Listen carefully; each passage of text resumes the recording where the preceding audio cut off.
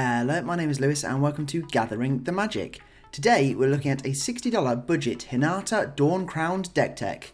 From Kamigawa Neon Dynasty, this Kirin Flying Spirit with Trample says spells you cast cost 1 less to cast for each target, and spells your opponents cast cost 1 more to cast for each target. This deck is all about those X spells, making them super cheap thanks to Hinata, building a big wide army and stacking our opponents into the ground. Now, let's get straight into the budget deck tech. We're starting off as always as we do with all of that ramp. First one up is Arcane Signet that allows us to tap for any of those Jeskai colours, and Azorius Signet to pay 1, tap and add Azorius. Completing the trip to Signet City, we also have Boros and Izzet to again pay 1, tap and add Boros or Izzet mana. We've got Commander Sphere to tap to add 1 mana of any colour in your commander's colour identity, also having as a secondary card draw option, and Talisman of Creativity to add a colourless, or add that Izzet mana at a cost of 1 life. There's Pyromancer's Goggles to add a red mana. When it's used to cast a red instant or sorcery spell, copy the spell and you can choose new targets for the copy. And Mana Geyser to add a mountain to your mana pool for each tap land your opponents control. There's Elementalist Palette. This is whenever you cast a spell with X in its mana cost, put 2 charge counters on Elementalist's Palette. You can tap to add 1 mana of any colour, or tap to add colourless for each charge counter on Elementalist Palette, spending this mana only on costs that contain X. Perfect to either sync up with Hinata, or just have as a secondary option if Hinata is in the command zone. And Midnight Clock to tap and add an island, and get your graveyard back into your library once the midnight hour clock hits 12. And finally, we have Sol Ring, because Sol Ring. Before we get into all of those creatures, make sure to smash that like button and subscribe to the channel for all things MTG. Subscribing is completely free to do, and it helps our channel grow and grow. We've also just started a channel membership, so help support the channel and become a prickly pal today. Now we're going to look at all of those creatures that we've packed into this budget brew. First up is Elsha of the Infinite, the monk with prowess that says you may look at the top card of your library any time, and you can cast the top card of your library if it's a non-creature, non-land card, and cast it as though it had flash. An Archmage Emeritus that says whenever you cast or copy an instant or sorcery spell, draw a card. There's Gutter Snipe to deal 2 damage to each opponent when you cast an instant or sorcery spell, and Soulfire Grandmaster to give your instant and sorcery spells lifelink. As you can see here, the average Hinata deck has upwards of up to 40 combined instants and sorceries, so having creatures to benefit from all of these spells are key. We have Archaeomancer and Ardent Elementalist that both ETB, returning target instant or sorcery from your graveyard to your hand for some tasty card recursion. And Stormkiln Artist that gets +1/+0 for each artifact you control, and when you cast or copy an instant or sorcery spell, create a treasure token. And Zaphi Thunder Conductor that says scry 1 whenever you cast or copy an instant or sorcery spell. If the spell's mana value is 5 or greater, create a 4/4 elemental creature token, and if the card's mana value is 10 or greater, Zaphi deals 10 damage to each opponent. With Hinata cheapening these instant and sorcery X casting cost cards, if there are multiple targets, that 10 damage trigger could easily be hit. We have Murmuring Mystic and Talrand Sky Summoner that when you cast an instant or sorcery spell, you create a 1/1 bird or a 2/2 Drake with flying. With the abundance of instant and sorceries, you could have a big flying army before you know it.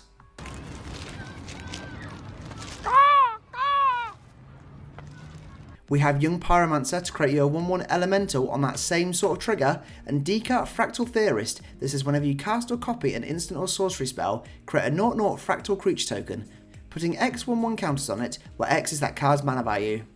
For our final 2 creatures, we have Goblin Electromancer to make those instant and sorcery spells cost 1 less to cast, and Battlefield Thaumaturge that says each instant or sorcery spell you cast costs 1 less to cast for each creature it targets, with that heroic ability to give it hexproof.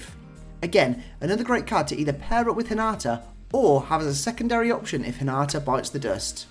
For the big bulk of this deck, we're now looking at all of those target-loving cards that will really benefit us. First up is Compulsive Research that says target player draws 3 cards, discarding 2 unless they discard a land. And Deep Analysis to draw 2 cards. 2 options to draw 3 cards for 2 mana value, you love to see it. Next up is Khan's Temporal Sundering that says target player takes an extra turn after this one and return up to 1 target non-land permanent to owner's hand. And launch the fleet that costs 1 more to cast for each target beyond the first. Or does it? And until end of turn, any number of target creatures gain whenever this creature attacks put a 1/1 soldier token onto the field that's tapped and attacking. With Hinata, any of these cards that are targeting a permanent are costing 1 cheaper per target, so the more that you can target, the more value you'll be getting. We've added March of the Swirling Mist that says up to X target creatures phase out, costing 2 less for each blue card you exile from your hand, and Semester's End to exile any number of target creatures or planeswalkers you control, returning at the next end step with an additional +1/+1 or loyalty counter on them. There's Glimpse the Sun God to tap X target creatures, also scrying 1, and Reality Spasm that says to choose 1, tap X target permanents or untap X target permanents.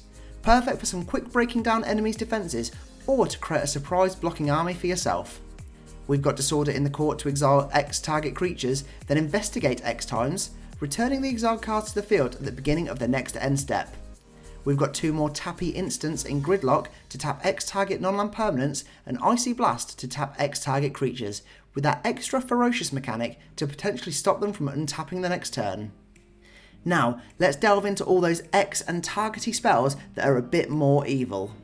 First on up is Aether Gale to return 6 target non-land permanents to their owner's hands. Return 6 creatures for the cost of 2 island, yes please. And Baral's Expertise to return up to 3 target artifacts and or enchantments to their owner's hands. You can also cast a card with mana value 4 or less from your hand for free. There's Distorting Wake to return X target non-land permanents to their owner's hands, and Evil Sorcery Blatant Thievery that says for each opponent, gain control of target permanent that player controls. We have more Creature Stealers in Hate Mirage to choose up to 2 target creatures you don't control, creating a token copy of each of those 2 creatures. They gain haste and you exile them at the beginning of the next end step. And Mass Manipulation to gain control of X target creatures and or planeswalkers. These X spells are huge and are so dangerous as each target is costing 1 less to cast thanks to Hinata. So there's always potential for you to steal, tap or destroy the whole board and have an easy route to victory. We have Wave of Indifference that says X target creatures can't block this turn and by force to destroy X target artifacts. There's Curse of the Swine to exile X target creatures. For each creature exiled this way, its controller creates a 2/2 green ball creature token.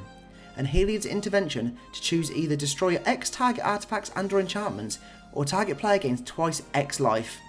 We've added Smoke Spirit's Aid that says for each of up to X target creatures, create an aura enchantment token named Smoke Blessing attached to that creature.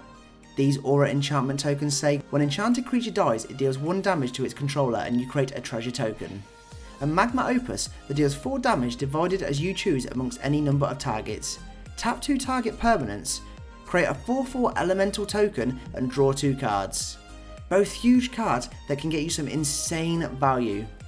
We have Comet Storm with Multi-Kicker that says choose any target, then choose another target for each time this spell was kicked. Comet Storm deals X damage to each of them. And Meteor Blast that deals 4 damage to each target X creatures and or players. We have a huge sorcery Crackle with Power that deals 5 times X damage to each of up to X targets, and Fireball that deals X damage divided evenly, rounded down, amongst any number of target creatures and or players, with you having to pay 1 for each target beyond the first. I don't think Hinata will be too bothered about that though. Finally, we have Soulfire Eruption to choose any number of target creatures, planeswalkers and or players. For each, exile the top card of your library. Soulfire Eruption deals damage equal to that card's mana value to that permanent or player. You may play the exiled cards until the end of your next turn. If you have 6 targets, then Hinata is cheapening that to a cost of just 3 mountain. That is devilishly disgusting. Before we finish on up with all of those lands, we're looking at the best of the rest in this budget brew. First up is Essence Scatter to counter target creature spell and Negate to counter target non-creature spell. We love some 1-drop counter spells.